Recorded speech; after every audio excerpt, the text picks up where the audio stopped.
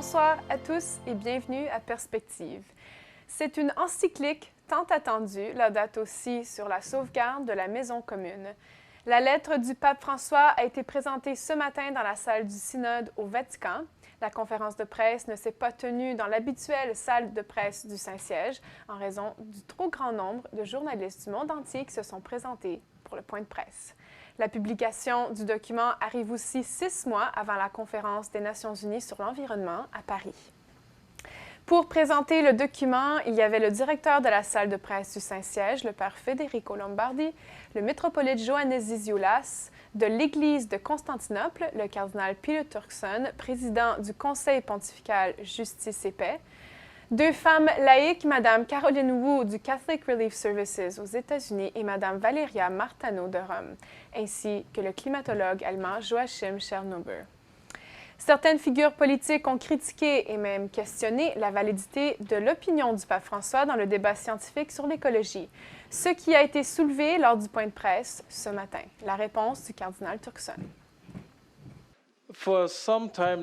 Depuis un certain temps, partout dans le monde, nous essayons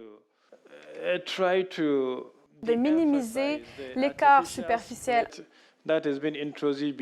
entre la religion et la vie publique ou l'espace public. La position que je peux vous recommander est probablement celle d'un autre pape qui trouvait qu'il y avait besoin d'un dialogue plus clair entre la foi et la raison.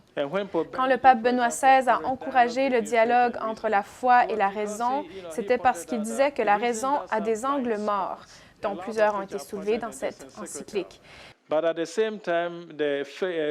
Mais en même temps, la raison peut aider la religion pour qu'elle devienne pratique.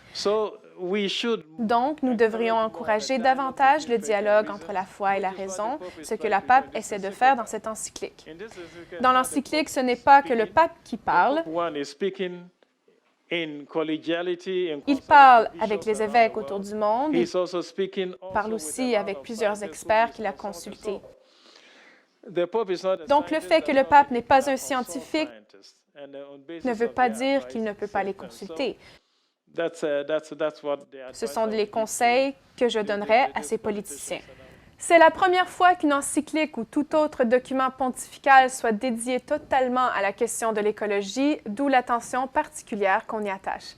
Radio Vatican a pu recueillir la réaction de quelques experts suite à sa publication. Entre autres, un professeur de l'Université de Lausanne, Dominique Bourg. Il nous dit quelle est la nouveauté de cette lettre.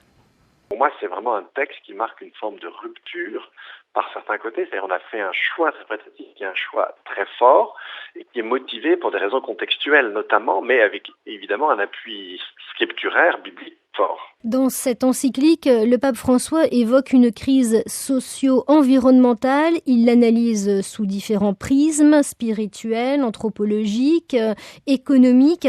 C'est cette interdépendance entre le politique, le social et l'humain. C'est cette vision globale qui fait de ce texte un texte inédit.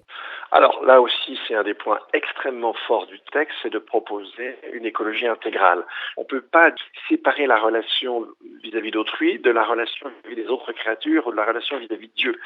Et par exemple, on va à partir de là fustiger le grand credo occidental selon lequel on n'a rien à changer, mais on trouve des solutions à tous nos problèmes via les techniques.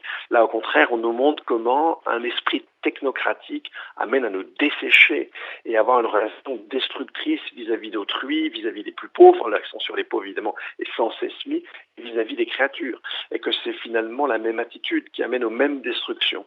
Ça, je trouve que c'est aussi un des points forts du texte, et on parle même dans ce texte, le mot est donné, les questions de décroissance sur certains points pour les pays les plus riches. Ça, c'est quand même très très fort aussi.